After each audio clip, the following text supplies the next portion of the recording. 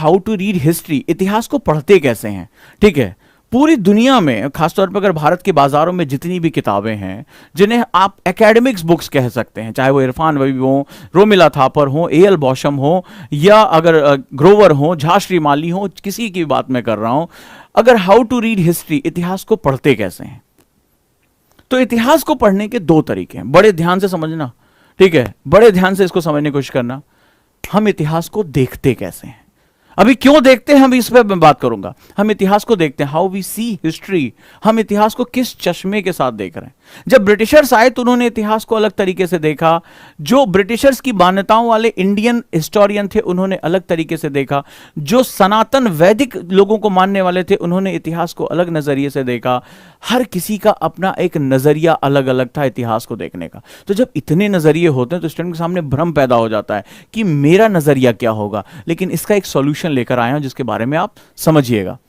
एक तरीका होता है जब हम वर्तमान को अतीत के चश्मे से देखते हैं, right. When we see present in the glasses of the from the glasses of past, when we see present यानी आज हमारा कैसा, बड़ा ये ज्यादातर बुक्स तुम देखोगे इसी फॉर्म में लिखी गई। हम इतिहास में शुरू करते हैं, पढ़ते ना, इसमें जैसे लिखा होता है प्राचीन भारत, ये पहला चैप्टर है, उसके बाद मेडाइवल, उसके बाद मॉडर्न, यानी हम अतीत से अपनी बात शुरू करते हैं और वर्तमान में आज पहुंचते हैं। और किसी स्टूडेंट ने बड़ी खूबसूरत बात लिखी है कि हम वो गलतियां आज ना करें वो हम जानने की कोशिश करते हैं। तो पहला होता है वर्तमान को अतीत के चश्मे से देखना, पहला मेथड होता है। When we see present from the glasses of past, हम उसको वहां से देखते हैं। और दूसरा तरीका है जब हम अतीत को वर्तमान के चश्मे से देखते हैं। बड़ा ही मॉडर्न, बड़ा जबरदस्त व्यू है।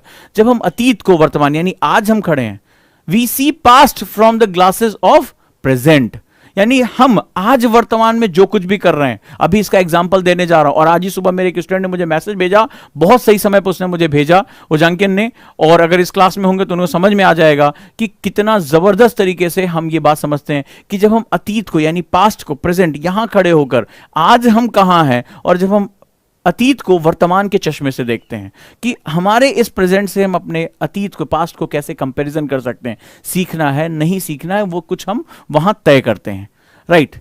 तो ये दो चीजें हैं। पर सवाल है कि हमारे पास इतने कॉन्फ्लिक्ट्स क्यों हैं?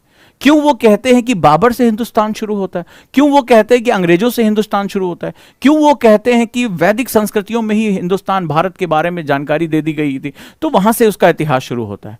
क्यों वो जो 1947 से पहले भारत और पाकिस्तान, बांग्लादेश की संस्कृतियां साझा थी, वो अपने इतिहास में वो भारत को एक दुश्मन के रूप में प्रस्तुत करते हैं और बताते हैं कि आदिकाल से भारतीयों ने उनका शोषण किया, यहाँ की मेजॉरिटी जो धर्म है उसने उनका शोषण किया? क्यों हर देश का इतिहास एक अलग रूप कहता है? क्यों हर देश का इतिहास एक अलग बात कहता है?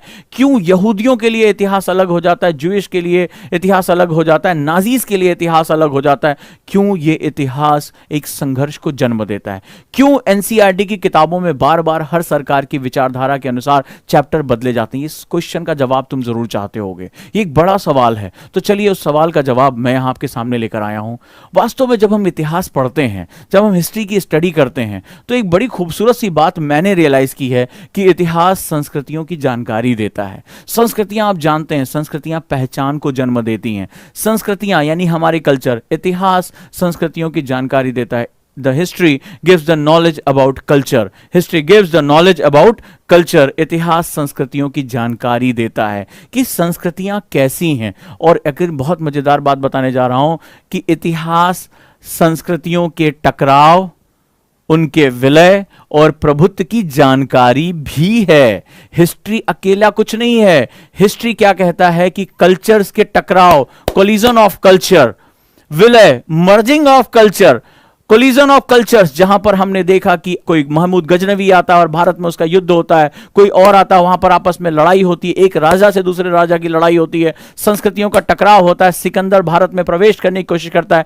टकराव और युद्ध देखा जाता है, जान माल का नुकसान होता है। विलय, अगर वहां पर जो है वो मुगल संस्कृति आती है और भारत की संस्कृति के साथ मिल जाती है और गंगा जमुना संस्कृति का निर्माण होता है, संस्कृतियां मिल जाती हैं। और प्रभुत्व यानी सुप्रीमेसी, जबकि ब्रिटिश आते हैं और वो भारतीय संस्कृति को ही जड़ों से काट देते हैं और कहते हैं ना, we are superior, we are superior जो है वो सिविलाइजेशन है, हम सुपीरियर जो है वो कल्चर है, हम इस इंफीरियर यानी इंडियन कल्चर के ऊपर अपना कब्जा जमा कर रखेंगे। और आज तक हम उस मानसिकता से निकल नहीं पाए और हम आज भी जो है वो बहुत सीना ठोक कर कहते हैं one who is western that is a modern. हर चीज जो पश्चिमी है वही आधुनिक है। यहां तक कि गांधी और पटेल के झगड़े में गांधी ने यह तक कहा था कि दुर्गादास नाम के एक पत्रकार ने जब पूछा तो उन्होंने यह तक कहा था कि नेहरू इज द ओनली अंग्रेज, केवल एकलौता अंग्रेज है हमारे कैंप में, ठीक है, ओनली ब्रिटिशर्स इन अवर कैंप, यानी उन्होंने तक ये बात कही। तो one who is western that is a modern.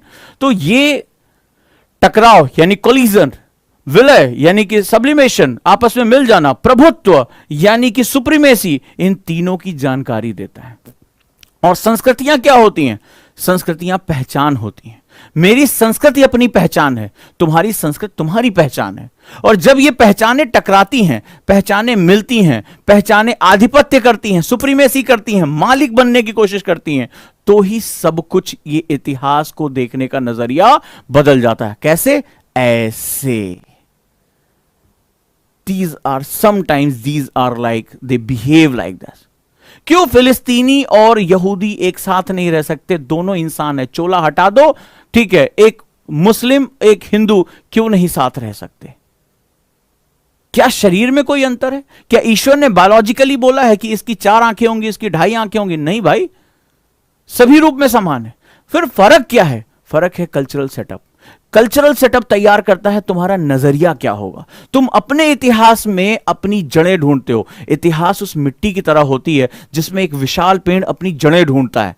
जड़ें जितनी मजबूत होती चली जाती हैं, वृक्ष उतना ही ज्यादा खड़ा होता है, उतनी मजबूती के साथ खड़ा होता है। और संस्कृतियां जितनी मजबूत होती हैं, वो दूसरी संस्कृतियों का विलय, आधिपत्य या टकराव तय करती हैं। आज पूरा विश्व एक ऐतिहासिक मंच पर ही तो खड़ा है। अगर आज तालिबानी अफगानिस्तान में शरिया को लागू कर रहे हैं या किसी और नियमों को लागू कर रहे हैं, वो एक ऐतिहासिक खंड ही तो है। वो है क्या? यहां संस्कृतियों का टकराहट ही तो है। क्यों क्रिश्चियनिटी और इस्लाम में एक लड़ाई हमें देखने को मिल रही है? क्या रीजन है कि देश में, विश्व में हर हिस्सा दूसरे हिस्से से टकराता जा रहा है? जो 1947 से पहले भारत का हिस्सा था, आज वो भारत का परम शत्रु पाकिस्तान के रूप में क्यों हमें देखने को मिल रहा है? क्यों हम अलग अलग जगहों पर धर्मों के नाम पर, पहचानों के नाम पर, भाषा के नाम पर, धर्म के नाम पर, संस्कृत के नाम पर लड़ते हुए क्यों दिखाई पड़ रहे हैं? उन सब के पीछे जो मूल कारण है वो यही है। तो जब हम इतिहास को संस्कृति के चश्मे से देखने शुरू करते, क्योंकि संस्कृत मेरी पहचान है, मेरी पहचान मेरे अस्तित्व का आधार है। मेरी बहुत खूबसूरत है ये बात है, मेरी पहचान ही मेरे जितने ज्यादा लोग मेरी संस्कृत के मानने वाले होंगे, मैं उतनी बड़ी मछली में कन्वर्ट हो जाऊंगा। बड़े ध्यान से इस फोटो को समझना, ये इतिहास के सारे परिदृश्यों के बारे में बात कर देगा। बहुत से विद्वान, बहुत से टीचर्स तुम्हें बहुत गहरी बात कह रहे होंगे, ये मैं अपने दिल से बात कह रहा हूं, वो जो मैंने शोध किया है। तो जितने मेरे ज्यादा लोग मेरे फॉलोअर्स होंगे, जितने मेरे जानने वाले होंगे, मेरा कुनबा उतना ही बड़ा होता जाएगा। मेरा कुनबा उतना ही बड़ा होता जाएगा। मेरी मान्यताओं की, मेरी संस्कृति में उतने लोग समाहित हो जाएंगे। मेरी संस्कृतियों में मेरी पूजा पद्धति को, मेरे जो वर्शिप मेथड है उसको फॉलो करेंगे। वो कोई कंडिल जलाएगा, कोई नमाज पढ़ेगा, कोई मंदिर जाएगा, तो मेरी संख्या बढ़ेगी। मेरे खान पान, मेरे पहनावे, मेरे दुआ सलाम, मेरे कपड़े पहनने के तरीके, मेरे पूजा पद्धतियां, मेरे त्योहार, रीति रिवाज, इनकी संख्या बढ़ती चली जाएगी। इनकी संख्या बढ़ती चली जाएगी तो मेरी पहचान की जड़ें मजबूत होती जाएंगी। और फिर मैं दूसरी पहचानों से कहूंगा या तो मेरी तरफ आओ या निपट जाओ। और मैं संघर्ष में आगे बढ़ता जाऊंगा, क्योंकि लोग ही राजनीति का जन्म देते हैं, फिर वो राजनीतिक सत्ताओं में परिवर्तित हो जाता है। इस तरह पहचानें धीरे धीरे अपना विस्तार करती चली जाती हैं। और आज से नहीं, आदिकाल से, चाहे तुम रोमन साम्राज्य देख लो, चाहे वो किसी भी प्रकार का साम्राज्य देख लो, तुम्हें हमेशा यही चीज दिखाई पड़ेगी। मानते हो इस बात को? मानते हो?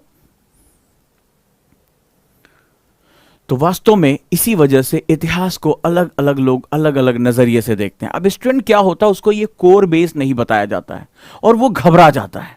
और घबरा कर वो कहता है कि नहीं, केवल फैक्ट्स हिस्ट्री, जैसे किसी ने बताया ना कि study of facts, past fact is known as history. इस बच्चे ने गलत नहीं कहा, इस बच्चे ने वही कहा जो इसको मजबूर किया गया कहने के लिए। इतिहास तुम्हें सोचने की ताकत देता है, इतिहास तुम्हें बताता है कि तुम कौन हो, इतिहास तुम्हारी जर्नी के बारे में बात करता है, इतिहास तुम्हें तुम्हारी गलतियों से जो अवगत कराता है, इतिहास कहता है कि खुद को मत दोहराना अगर वो गलतियां हुई हैं। इतिहास वर्तमान के समाधान सोचने की बात करता है, लेकिन वहां तक पहुंचने, सोचने, समझने के लिए हमें कुछ तो मेहनत करनी पड़ेगी। Thank you so much. अगर मेरी बात आप तक पहुंची हो तो आप सभी का बहुत बहुत धन्यवाद। जुड़े रहिए प्यार से।